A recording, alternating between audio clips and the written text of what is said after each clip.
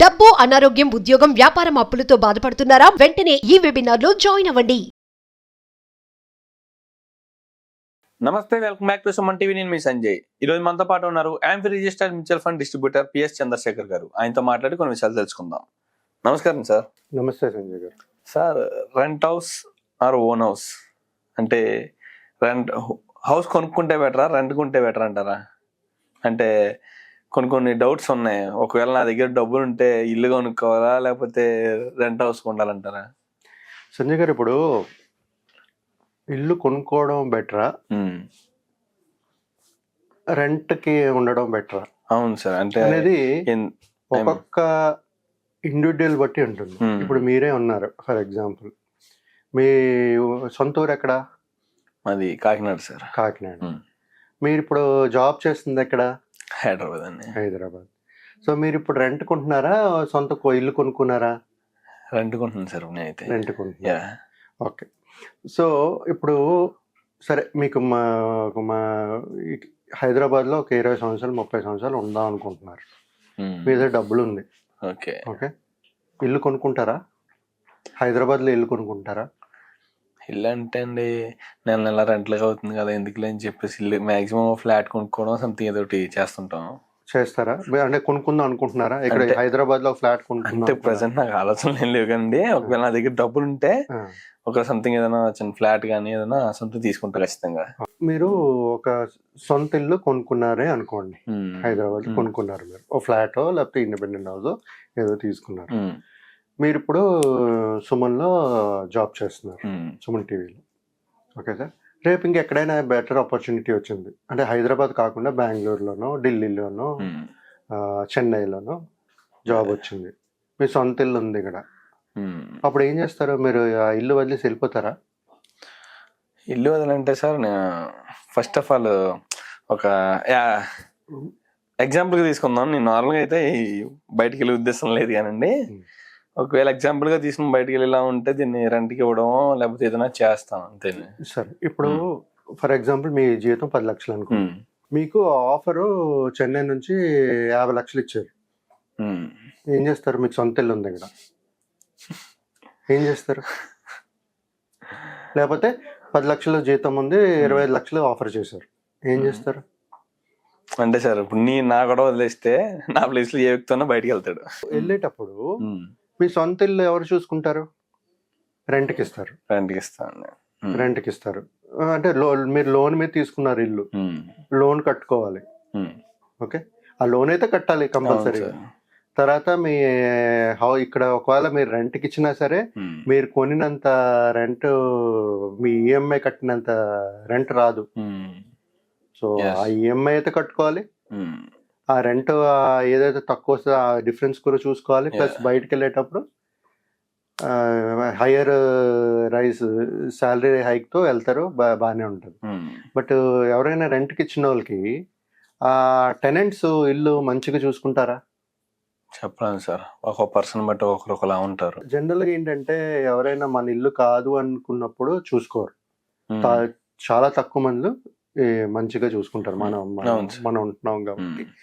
So general గా ఏంటంటే, అక్కడ మెయింటెనెన్స్ ఇవన్నీ కూడా మనమే చూసుకోవాలి. ఏదైనా ప్రాబ్లం ఉంటే మీకే ఫోన్ చేస్తారు ఫస్ట్. సార్ ఈ ప్రాబ్లం ఉంది సార్, కొంచెం చూడండి సార్. మనం బెంగళూరులో ఎక్కడో దూరంగా ఉంటాం, అదొకటి. తర్వాత ట్యాక్స్ మీరే కదా కట్టాలి. సొంత ఇల్లు కొనుక్కున్నారు, అయిపోయింది. ఇప్పుడు మీరు ఇప్పుడు మీరు కాకినాడ నుంచి వచ్చారు కదా. అవును సార్. బట్ ఫైనల్ గా మీరు సెటిల్ అవ్వాలి అనుకుంటుంది ఎక్కడ? అంటే సార్, సెటిల్ అవ్వడం అంటే ఊరి మీద ఉంది నాకు ఇంకా, కానీ జాబ్ ప్లేస్ ఏమో హైదరాబాద్. సెటిల్ అవ్వడం పక్కన పెడితే ఖచ్చితంగా ఇక్కడ ఉండాలి. So job purpose. So important ఏంటంటే సార్, మీరు ఫస్ట్ ఎక్కడ సెటిల్ అవుతారు అనేది డిసైడ్ చేసుకుని దాన్ని బట్టి మనం ప్లాన్ చేసుకోవాలి. ఇల్లు కొండం అనేది రెంట్ ఎక్కడికైనా వెళ్ళిపోవచ్చు మనం. ఓకే, సో ఇల్లు జనరల్గా ఏంటంటే, మన సొంత ఊరు నుంచి జాబ్ చేయడానికి హైదరాబాద్, చెన్నై ఇలా బయటకు వస్తుంటారు. వాళ్ళు ఊర్లోనే సెటిల్ అవ్వాలని చూస్తుంటారు. అవును సార్. సో అలాంటప్పుడు ఏం చేయాలంటే, ఒక ప్లాట్ తీసుకోండి. అక్కడ మీ పేరెంట్స్ ఉంటారు, వాళ్ళు చూసుకోగలుస్తారు. ఓకే, దాంతోపాటు మీరు ఇన్వెస్ట్మెంట్స్ చేస్తూ వెళ్ళండి. ఈ మ్యూచువల్ ఫండ్స్ ఉన్నాయి కదా, ఎస్ఐపీలు, అది ఇన్వెస్ట్ చేస్తూ వెళ్ళండి. మీరు ఎప్పుడైతే ఊరు వెళ్ళి సెటిల్ అవుదాం అనుకుంటున్నారో అప్పుడు మీకు ఫండ్స్ ఉంటాయి, లేకపోతే మధ్యనే ఒక 10 years 20 years తర్వాత మీకు దగ్గర ఫండ్స్ ఉంటాయి, కట్టించుకోండి అక్కడ ఇల్లు. అక్కడైతే మీ పేరెంట్స్ చూసుకుంటారు కదా, మీ సొంత వాళ్ళు ఉంటారు, చూసుకుంటారు, బాగానే చూసుకుంటారు కదా, రెంట్కి ఇవ్వట్లేదు మనం. ఒకటి అదే ఇప్పుడు మీరు ఇల్లు తీసుకోవట్లేదు, రెంట్ కొంటున్నారు ఫర్ ఎగ్జాంపుల్. ఇప్పుడు మీరు ఉంటున్నట్టు రెంట్ తీసుకోవడం వల్ల అడ్వాంటేజెస్ ఏంటి? ఫస్ట్ మీకు ఏదైనా మంచి జాబ్ వస్తే హ్యాపీగా వదిలేసి వెళ్ళిపోవచ్చు. మీకు అంటే ఒక ఇల్లు ఉంది ఇక వదిలేసి వెళ్ళిపోతుందని, ఇల్లు పాడైపోతుంది అనే ఒక ఆలోచన అనేది ఉండదు. ఎందుకంటే రెంటెడ్ హౌస్ ఎప్పుడైనా ఖాళీ చేయొచ్చు, ఫ్లెక్సిబుల్. ప్లస్ మీకు జీతం ఎక్కువ వస్తుంది, అక్కడ ఈఎంఐ కట్టకలే, టెన్షన్స్ ఉండవు, ఫ్యూచర్ మీ ఫ్యామిలీ గురించి మీరు ప్లానింగ్ చేసుకోవచ్చు. ఇవన్నీ ఆలోచించుకోండి ఇప్పుడు. ఎందుకంటే ఒక ఇల్లు తీసుకున్నప్పుడు మన ఒక బాండింగ్ ఉంటుంది, ఆ బాండింగ్ ఉంటుంది. తర్వాత ఇక్కడ నుంచి మనం కదలం. ఇలా ఇదే కాదు, సెంటిగా కూడా ఇప్పుడు మీరు చూసుకుంటే మీకు ఒకవేళ పెళ్ళి అయిపోయి ఉంటే మీ వైఫ్ నచ్చకపోవచ్చు ఇంకో స్టేట్కి వెళ్ళడానికి, కానీ మీరు డబ్బులు ఎక్కువ వస్తుంది కదా అని వెళ్ళాలనుకుంటారు. అలాంటి టైంలో ఇల్లు ఉండేటప్పుడు వెళ్ళడానికి అవ్వదు.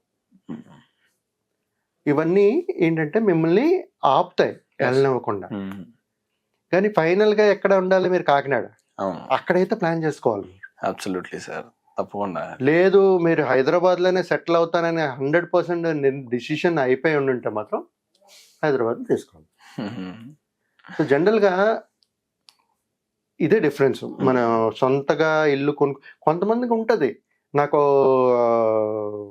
కాకినాడలోని హౌస్ కావాలి, హైదరాబాద్లో కూడా కావాలని. అలాంటి వాళ్ళు డబ్బులు ఉన్న వాళ్ళు, డబ్బులు ఉంటుంది బాగానే ప్లాన్ చేసుకోవచ్చు రెండు దగ్గర.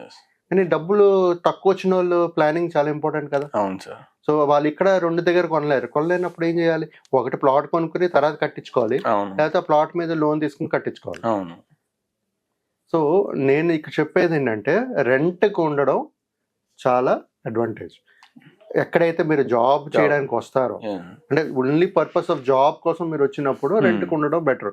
అదే మీరు హై పాష్ ఏరియాలో ఎక్కువ డబ్బులు కట్టి రెంట్ తీసుకుంటారు అనుకున్నప్పుడు ఆలోచించడం బెటర్.